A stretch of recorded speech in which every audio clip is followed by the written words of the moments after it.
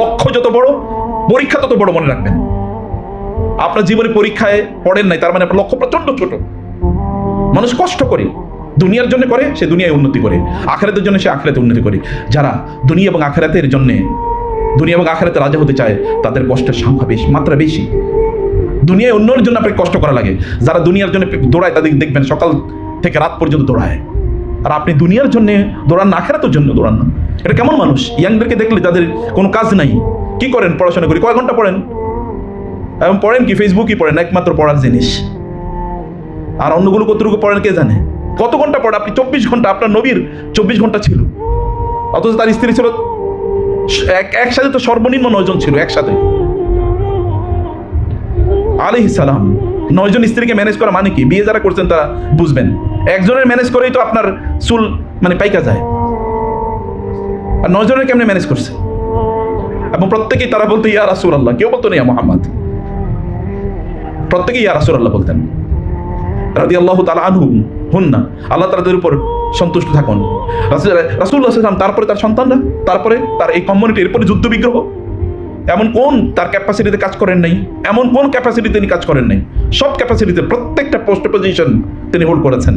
আবার তিনি কাজী কোজার, chief justice, তিনি প্রেসিডেন্ট, যুদ্ধের ময়দানে তিনি সেনাপতি, তিনি বাবা, তিনি স্বামী, আবার তিনি বন্ধু, তিনি আবার শত্রু। তিনি আবার ডেলিগেশন আসেন, তাদের সাথে দেখা করেন, কথা বলেন। তিনি আবার দূর দূরান্তে যান, দাওয়াতি কাজ করেন।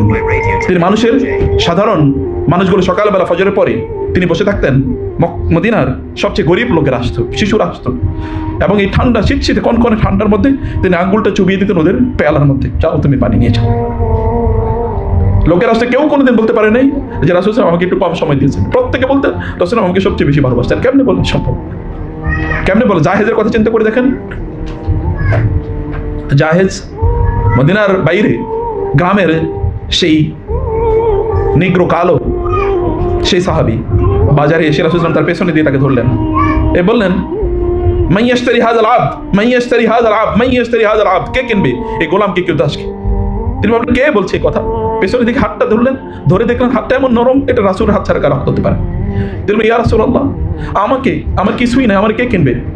আমি তো খুবই কম মূল্যের, আমার কে টাকা দিয়ে কিনবে? তিনি বললেন না, ওয়ালাকিন্নাকা ইনদাল্লাহি গালিন, না, তুমি আল্লাহর কাছে অনেক দামি। জাহেজরা পর্যন্ত সাওয়াদ রাদিয়াল্লাহু তাআলা আনহু বদর যুদ্ধে রাসূল সবাইকে বলেন লাইন ধরো, লাইন ধরো। তিনি লাইন ধরলেন, তিনি একটু লাইনের সামনে আসলেন, রাসূল তাকে একটু খোঁচা দিলেন। তিনি বলেন ইয়া রাসূলুল্লাহ, আমারে আপনি খোঁচা দিয়েছেন, উহুদের যুদ্ধে, সরি, আপনি আমারে খোঁচা দিয়েছেন, আমি পেছনে, আমি তো প্রতিশোধ নেব। বলে ঠিক আছে, নাও প্রতিশোধ নাও। বলে আপনি তো আমার পেটে খোঁচা দিয়েছেন, তখন কোনো জামা কাপড় ছিল না, আমিও খোঁচা দিতে চাই, কিন্তু আপনার জামা কাপড় থাকতে পারবেন না। রাসূল জামাটা উল্টে দিলেন, তিনি সেখানে জাবড়ে ধরলেন, মুখ দিয়ে সেখানে তিনি রাসূলের বুকে কেবল ঘষতেছেন। বলে কি করছো? বলি ইয়া রাসূল, যুদ্ধের ময়দানে যাচ্ছি, ফিরে আসবো কিনা জানি না, কিন্তু আমার শরীরের সর্বশেষ স্পর্শটা আপনার শরীরের সাথে হোক, এই স্মৃতি নিয়ে আমি যুদ্ধের ময়দানে যেতে চাই। কেমন ভালোবাসতেন! আমরা কি করি বলেন তো? এই যে এঙ্গেজমেন্ট তার গোটা জীবনে, একটা মুহূর্ত আনএঙ্গেজ ছিল না আলাইহিস সালাম। কেউ কোনোদিন বলতে পারেন তিনি আমাকে কম সময় দিয়েছেন, আমাকে কম ভালোবেসেছেন, কেউ সেটা বলতে পারতো। সম্মানিত ভাইরা, আমি বলছি যে আপনাদেরকে সে কথাই আমার লাস্ট আহ্বান আপনাদের প্রতি, আপনাদের কাছে, যে আপনারা আপনাদের জীবনের পারপাসটা কি? জীবনটা এটা ওয়েস্টার্নদের চিন্তা চেতনায় এটা মাথায় রাখবেন না। সময় এটা আল্লাহর পক্ষ থেকে আমানত। টাইম এটা বড় হওয়ার জিনিস, আপনাকে বড় করতে হবে। এই টাইমের মধ্যে, সময়ের মধ্যে আপনাকে বড় হতে হবে, সময়ের মধ্যে আপনাকে কাজ করতে হবে, আপনাকে সময়ের মধ্যে আগাতে হবে। প্লেজার, সুখ, জানেন সুখ একটা কি? এর সে ভুয়া জিনিস পৃথিবীতে কোথাও নয়। সুখ মানে কি? কেউ কোনোদিন বলতে পারছে সুখ মানে কি? সুখ মানে কি? টাকা পয়সা পাও? তাহলে যারা টাকা পয়সা পাইছে তারাই তো সুখী হতো, তাহলে তারা দেশ ছেড়ে পালাইছে কেন? কোথাও তো একটারও খুঁজে পেতেছে না। সুখ মানে কি? অনেক ক্ষমতাশালী হয়, তাহলে কেন দিল্লিতে গিয়ে বসে আছে? কেন এখানে নাই? তা অথবা কেন লোহিত সাগরে ডুবে মরে? তাহলে সুখ মানে কি? সম্পদ? সুখ মানে কি শুধুই আপনার দেখতে শুনতে খুবই নাদুস নুদুস, খুবই ইমপ্রেসিভ, স্টাইলিশ হবেন? তাহলে মাইকেল জ্যাকসন মারা গেল কেন? অথবা এই যে যারা সিনেমা নাটক করে, আপনাদের দৃষ্টিতে যারা হিরো হিরোইন, তারা মরে কেন? যদি এটাই সুখ হয়, তারা আত্মহত্যা করে কেন? কেন এরা আত্মহত্যা করে যদি সুখ এটাই হয়? আমাদের বন্ধুদেরকে বলবো যে সুখ মানে এটাই হয় যে প্রচুর পরিমাণ সম্পদ, আপনি লাক্সারিয়াস ব্র্যান্ডের জিনিস আপনার যা মনে চায় তাই করবেন। তাইলে ওয়েস্টার্ন ওয়ার্ল্ডে অথবা চায়নায় অথবা জাপানে কেন এত আত্মহত্যা করে এরা? কেন ওয়েস্টের মেয়েরা এখন মুসলিম ছেলেদেরকে খুঁজে খুঁজে বেড়ায়? কারণ ওদের কাছে একটু সুখ আছে, অন্য জায়গায় সুখ নাই। Swapping of wife's and husbands, স্বামী স্ত্রী বদল হয়। ঠিক আছে, তো তুমি তোমার স্ত্রী আমি 5 দিন রাখলাম, তুমি আমার স্ত্রী 5 দিন রাখো। এগুলো ঘটছে প্রত্যেক মুহূর্তে। এটা কি সুখ? What is the meaning of sukh? Purpose, pursuit of happiness. সুখ মানে কি? সুখ মানে তো আপনার অন্তরে ইবনে তাইমিয়ার মতো সে ফিল করা। যখন তাকে কারাগারে নিক্ষেপ করা হলো, তিনি বললেন, ওরা আমার কারাগারে নিক্ষেপ করছে, মনে করছে শাস্তি দিচ্ছে, কিন্তু ওরা জানে না কারাগারে আমি আমার রবের সাথে আমার জীবনের সেরা সময়টা কাটাচ্ছি।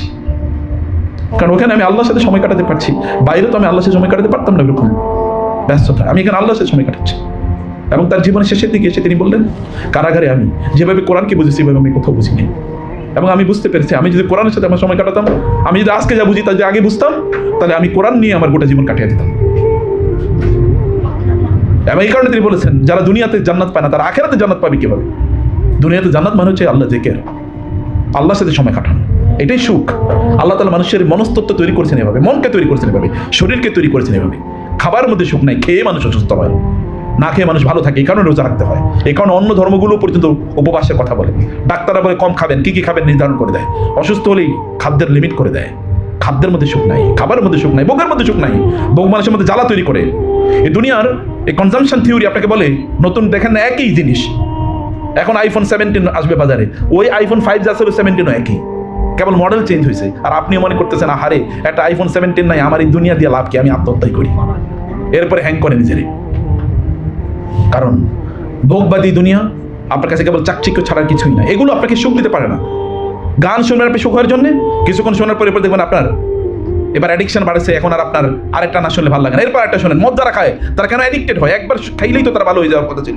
কারণ কি? সে একবার মদ খাওয়ার পরে কিছুক্ষণ তো সে ভুলে গেছে। এরপরে সে আবার যখন খাওয়া বন্ধ করে, তখন আবার তার আগের কষ্ট আরো বাড়ে, তখন আবার খায়, আবার খায়, আবার খায়। এটা অ্যাডিকশন। দুনিয়াটাও এরকম। আপনার আগে ছোট্ট একটা বাসা ছিল, এখন অনেক বড়, তাতে আপনি তৃপ্তি নেই। আগে আপনি 10,000 টাকা বেতন পাইতেন, এখন আপনি 30, 40, 50,000 টাকা, তাতেও আপনি তৃপ্তি নেই। কততে তৃপ্তি? কে বলেছে তৃপ্তি? যারা এত হাজার কোটি টাকার মালিক হয়েছে, বাংলাদেশ চুরি বাটপারি করছে কারা? গরিবরা। একটা গরিব চুরি বাটপারি করছে? করে নাই। তাহলে করছে কে? যার 10,000 কোটি টাকা ছিল, সে 20,000 কোটি টাকা লুট করছে। তার মানে পারসুট অফ হ্যাপিনেস মানে কি? এখন ডোনাল্ড ট্রাম্প গ্রিনল্যান্ড কেন দখল করতে চায়? আমেরিকা তো এমনিতে বাংলাদেশের চেয়ে প্রায় 53-54 গুণ বড়। তাহলে ওর লাগে কি? এটা একটা মহাদেশ এর মতো। পৃথিবীর অর্ধেক সম্পদ আমেরিকানদের কাছে আছে, অর্ধেক, তার চেয়ে বেশি। পৃথিবীতে যে পরিমাণ টাকা পয়সা প্রতি বছর লেনদেন হয়, তার অর্ধেকের বেশি হয় আমেরিকানদের। আমেরিকার বাজার ধস মানে হচ্ছে গোটা পৃথিবী শেষ, চলে না। এইরকম একটা রাষ্ট্র 52টা 53টা দেশের সমান, এরপরও তার আরেকটা দেশ লাগে। কোথায় শান্তি? কি সুখ মানে কি? সুখ হোয়াইট হাউসে বসে সে ঘুমাইতে পারতেছে না। ফেরাউন তো তার তখতে বসে ঘুমাতে পারে নাই।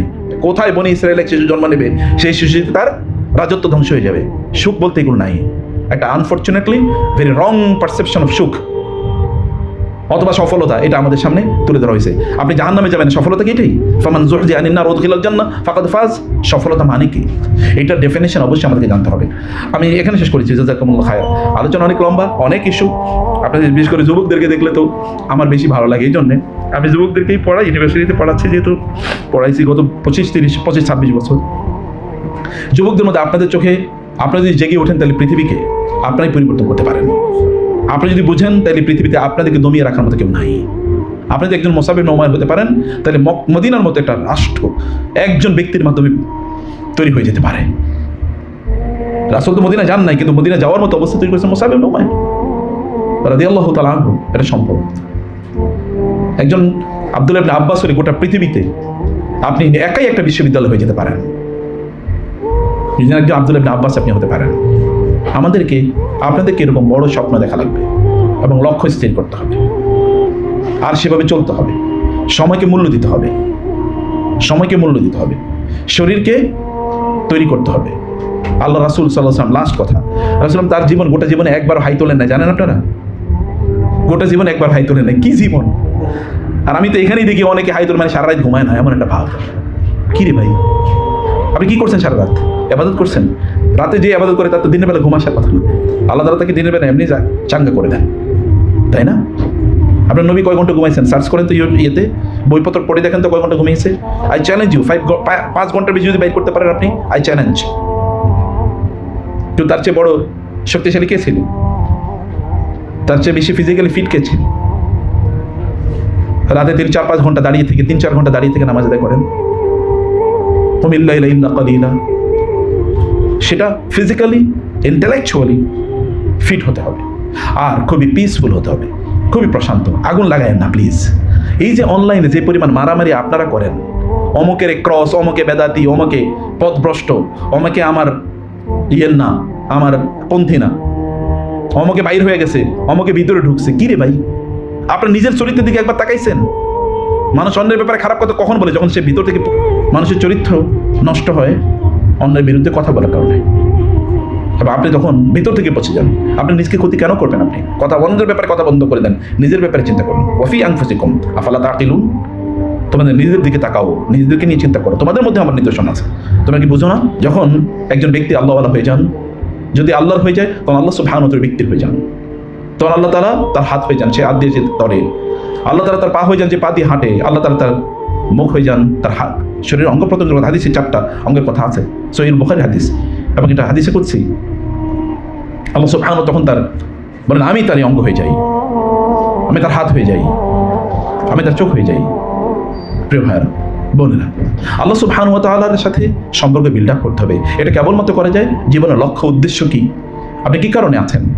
আপনার রবকে এই কথা বলেন নাই, আমি তোমাদেরকে সৃষ্টি করেছি, ওমা খালাকতুল জিন্না ওয়াল ইনসা ইল্লা লিয়াবুদুন। যদি আপনার লক্ষ্য থাকে আল্লাহ, তাহলে আপনার কথা, আপনার ঘুমও ইবাদত হয়ে যায়।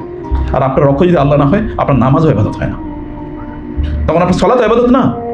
ফাওয়াইলুল লিল মুসাল্লিন আল্লাযীনা হুম আন সালাতিহিম সাহুন ইন্নাল মুনাফিকিনা ইউখাদিউনা আল্লাহ ওয়া খাদিউহুম ওয়া ইযা ক্বামু ইলা সলাতি ক্বামু কুসালা ইউরাউনা আন-নাস ওয়া লা ইয়াযকুরুনা আল্লাহ ইল্লা ক্বালীলা।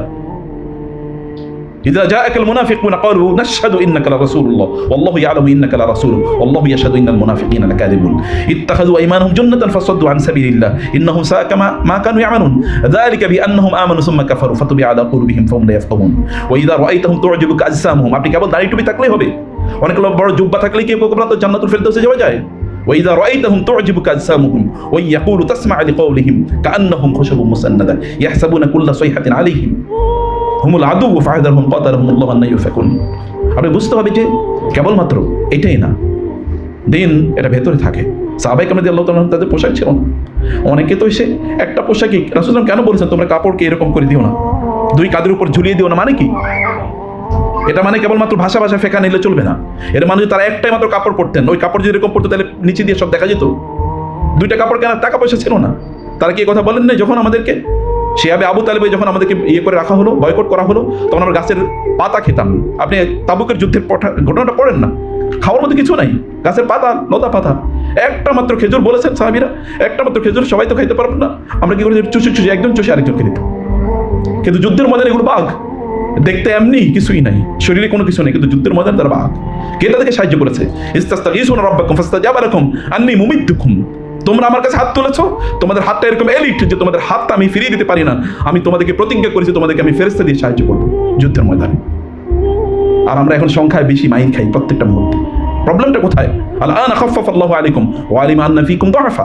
দুর্বলতা তো হয়েছে, এর আগে ছিল 1:10, ইয়াকুম মিনকুম 20 সাবিরুন ইয়াগলিবু বিমিআতাইন। কিন্তু এখন বলছে না, আগে 10 জন 200 জনকে মারতে পারতো, এখন তোমরা পারবা না। এটা সাহাবায়ে কেরাম রাদিয়াল্লাহু তাআলার সময়ের কথা। আমাদের অবস্থা কি? আমরা তো একজন আর ওরা, আমরা 1000 জন, ওরা একজন। ইমানের পরিস্থিতি এই জায়গায় গিয়ে পৌঁছাইছে। ওদের তো একটা ইমান আছে, ইমানটা হলো দুনিয়ার ইমান, আমাদের দুনিয়ারটাও নয়, আখিরাতও নয়। ওদের একটা গোল আছে, গোল হচ্ছে দুনিয়া। এই কারণে ওরা দুনিয়া উন্নতি করেছে, দুনিয়াকে তারা জান্নাত বানানোর চেষ্টা করেছে। কিন্তু আমাদের দুনিয়ারও গোল নাই, আখিরাতের গোল নাই। না আছে দুনিয়া, না আছে আখিরা, কোনোটাতেই নেই।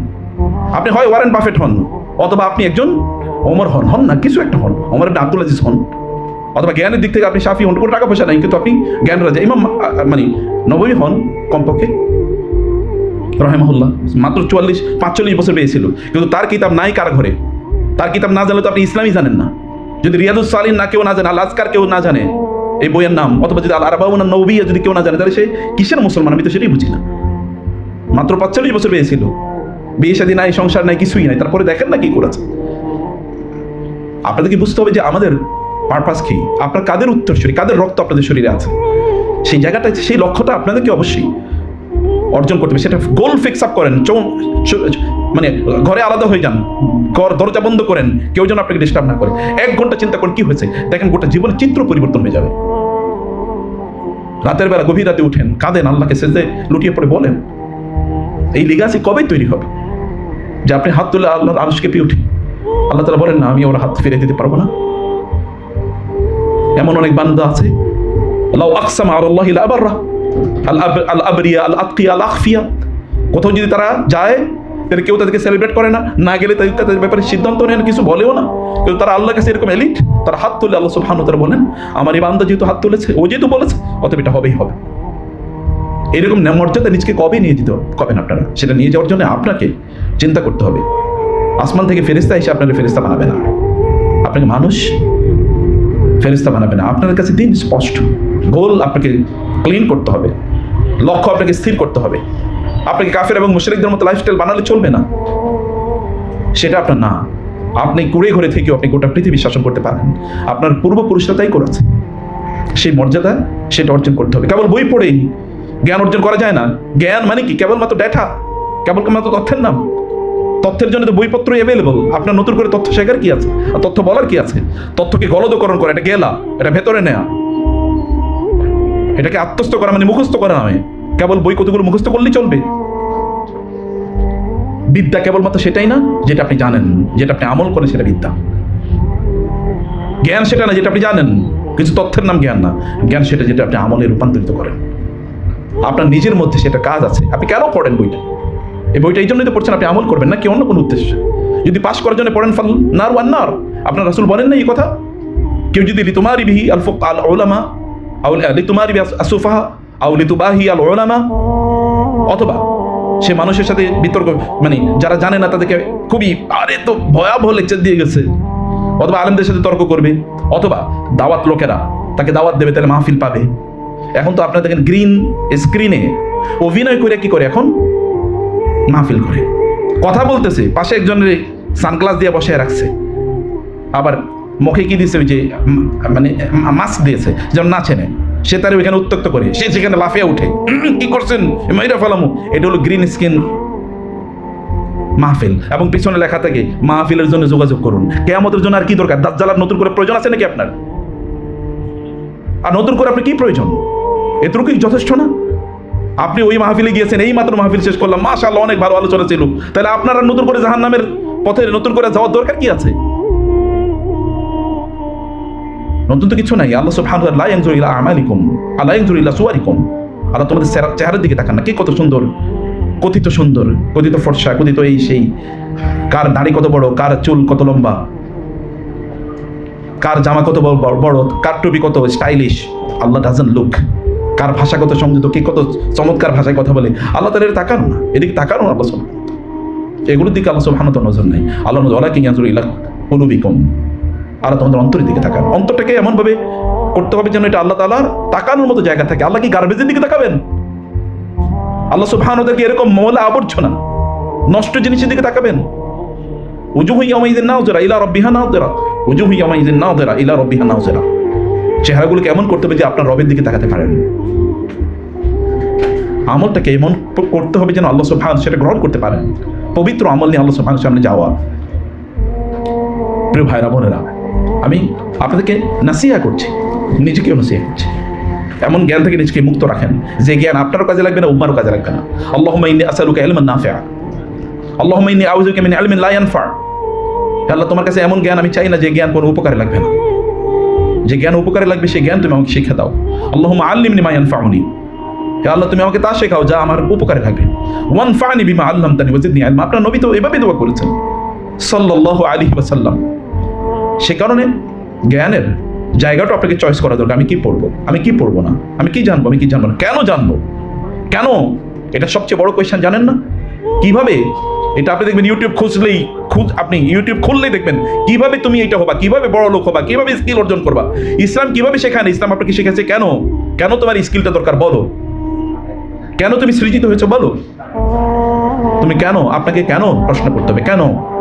যদি কেন আপনি উত্তর নিতে পারেন নিজের কাছে, তাহলে বুঝবেন যে আপনি আপনার গন্তব্যে পৌঁছে যেতে পারবেন ইনশাআল্লাহ।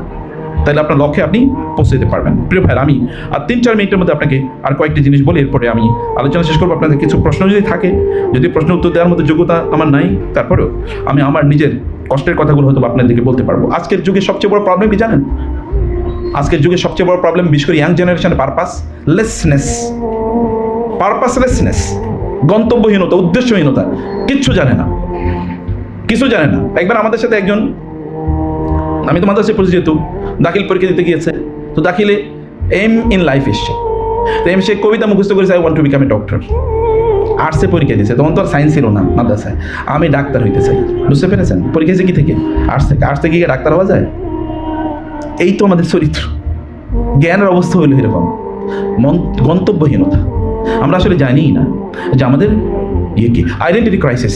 আপনি জোর করে বলতে পারেন আমি মুসলিম, ভেতর থেকে আসলো এই কথা, এবং আপনি অহংকার করে বলে আমি মুসলিম। সালমান আল ফারিসি বলছে মান আবুকা, বলে আবিল ইসলাম লা আবাল্লি সিওয়াহু ইয়াজান ইফতাখিরু ইজান ইফতাখারু বিকাইসিন আও তামিমি। ওরা বলছে ওরা কায়েস গোত্র, বনু কায়েস বনু তামিম গোত্রের। আমি বলছি আমার বাবা, আমার পরিচয় একটাই, একটা হলো ইসলাম। কারণ তিনি সালমান ফারিসি তার ইসলাম গ্রহণের, রাসূলকে খুঁজে পাওয়ার ইতিহাস দেখেন না। সে পার্সিয়ান লোক, কোথায় সেখান থেকে এসে পাদ্রীদের 3-4 পাদ্রী ঘুরে এরপরে মদিনায় এসে কৃতদাস হিসেবে বিক্রি হয়ে তারপরে তিনি নবীকে খুঁজে পেয়েছেন রাদিয়াল্লাহু তাআলা আনহু। আপনার আইডেন্টিটি কি? আমাদের এখন আইডেন্টিটি অনেক বড়। আপনি কি আপনার আইডেন্টিটি কি? আমি ওই মাদ্রাসায় দাওয়ারা করেছি, ইফতা করেছি, হাদিসের উপর এই করেছি, সে করেছি, আমি ওখান থেকে পিএইচডি করেছি, আমি ওখানকার প্রফেসর, ওখানকার টিচার, ওইখানকার আমার ওই বিজনেস আছে। মূল আইডেন্টিটি খবরও নেই আমাদের আইডেন্টিটি। ওয়ালা তামুতুন্না ইল্লা ওয়া আনতুম মুসলিমুন, এই আয়াতের এই কথার যে ওজন, এই কথার যে ওজন, আল্লাহ তাআলা বলছেন বান্দা তুমি কিন্তু মুসলমান নয় আমার কাছে আইসো না, তুমি মুসলমান না হয়ে মারা যেও না, কারণ এর থ্রেট অলরেডি ইজ গিভেন। মুসলিম না হয়ে মারা যেও না, এটা একটা বিশাল কথা, এটা হলো ভয়াবহ থ্রেট। এটা সারফেস রিডিং হলে চলবে না, কেবল ভাষা তেলাওয়াত করলে হবে না, গভীরে তেলাওয়াত করতে হবে। কোরআন নিয়ে আপনি কোরআনের, আমাদের আজকের মূল ইস্যু হচ্ছে কোরআন হচ্ছে শিফা এবং রাহমা। কোরআন রহমত, আমাদের জীবনে রহমত নাই, অথচ কোরআন আছে। আল্লাহ বলছেন ওয়ানাজ্জিলু মিনাল কোরআনি মা হুয়া শিফা ওয়া রাহমাতুল লিল মুমিনিন, মুমিনদের জন্য। قد جاءتكم موعظة من ربكم وشفاء لما في الصدور وهدى ورحمة للمؤمنين إن هذا القرآن يهدي للذي هي أقوم। আল্লাহ সুবহানাহু ওয়া তাআলা সে কথাই বলছেন। আপনি যদি ইন্না ফি যালিকা লাযিকরা লিমান কানা লাহু কলবুন আও আলকা সামআহু ওয়া শাহীদ ওয়া লাকাদ, মানে আল্লাহ সুবহানাহু আওহাইনা ইলাইকা রূহাম মিন আমরিনা, আমি তোমার কাছে রূহ পাঠিয়েছি, দুটো রূহ, একটা হচ্ছে ভেতরে আর একটা বাইরে। এই বাইরের রূহ যদি আপনি না আনেন তাহলে তো কোনোদিনই হবে না। আল্লাহু নূরুস সামাওয়াতি ওয়াল মাসালু নূরিহি কামিশকাতিন ফিহা মিসবাহ আল মিসবাহু ফি জুজাজা আজ জুজাজাতু কাআন্নাহা কাওকাবুন দুররি। আপনার ভেতরে এটা একটা আলো আছে, কাওকাবুন দুররি, কিন্তু এটাকে বাইরের আলো দিয়ে যদি এটাকে না জ্বালান তাহলে কোনোদিন এই আলো বাইরে হয়ে আসবে না, ওইটা ভিতরেই থাকবে, কোন এক সময় নিভে যাবে। ভেতরে একটা নূর আছে, সেই নূর হচ্ছে ঈমানের নূর। আর একটা নূর, কদ জাআকুম মিনাল্লাহি নূরুন ওয়া কিতাবুম মুবিন, আল্লাহর পক্ষ থেকে নূর এসেছে। সে নূর, দুটো নূর যখন একত্রিত হয় তখন চারিদিকে আলো জ্বলে। সে আলোতে আপনিও পথ দেখেন, অন্যরাও পথ দেখে। আদারওয়াইজ মাসালুহুম কামাসালিল্লাযী ইসতাওকাদা নারান ফালাম্মা আদাআত মা হাওলাহু যাহাবাল্লাহু বিনূরিহিম ওয়া তারাকাহুম ফি যুলমাতিন লা ইবসিরুন আও কাসাইয়্যিবিন ফীহি যুলমাতুন। অথবা আল্লাহ সুবহানাহু ওয়া তাআলা বলেছেন মানে মুনাফিকদের চরিত্র, ভেতরে আলোটা একসময় বন্ধ হয়ে যায়, যাহাবাল্লাহু বিনূরিহিম, আল্লাহ আলো নিয়ে যায়, ওই আলো কাজ করে, ভিতরেরটাও নেই বাইরেরটাও নেই। আর আপনার ভিতরেরটাও আছে বাইরেরটাও আছে, আপনার অন্ধকার কই? ইত্তাকু ফিরাসাতাল মুমিন ফাইন্নাহু ইয়ানজুরু বিনূরিল্লাহ। মুমিনের দূরদর্শিতা, সে অনেক কিছু দেখে, অন্যরা সেটা দেখতে পায় না। ঈমান আপনার অন্তরে, ঈমানে যে আলো আপনার অন্তরে আছে তার সাথে যদি আপনি কোরআনের আলোকে জড়িয়ে দেন তাহলে আপনি রহমত পাবেন না। মানে কি? রহমত পাওয়ার এলিজিবল আপনি কেবলমাত্র রহমত পাওয়ার যোগ্য, অন্য কেউ পাওয়ার যোগ্য না।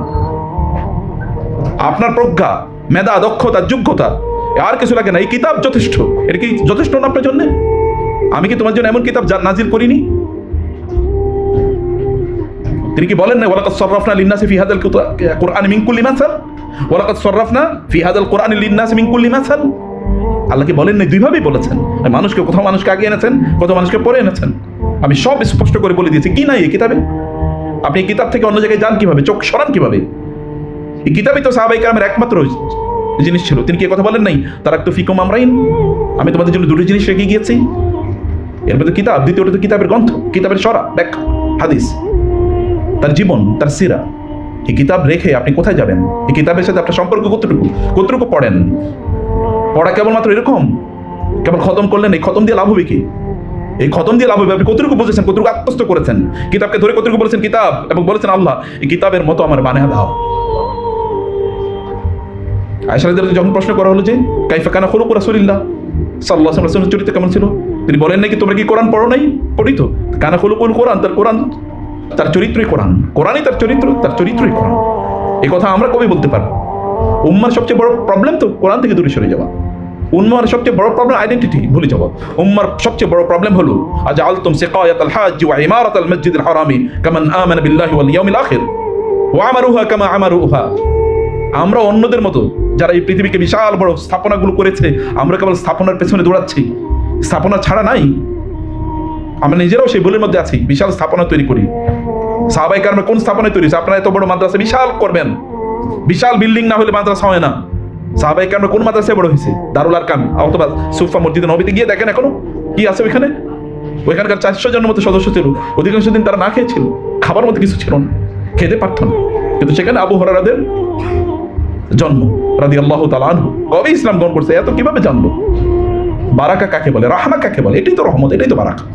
ইবনে আব্বাস সবচেয়ে জুনিয়র সাহাবী, কিন্তু সবচেয়ে বেশি জানেন কিসের উপর ভিত্তি করে? বারাকা কাকে বলে, রহমত কাকে বলে। আইডেন্টিটিকে কোনোভাবে ভুলে গেলে চলবে না, লক্ষ্য থেকে কোনোভাবেই বিচ্যুত হলে চলবে না। আপনি যতই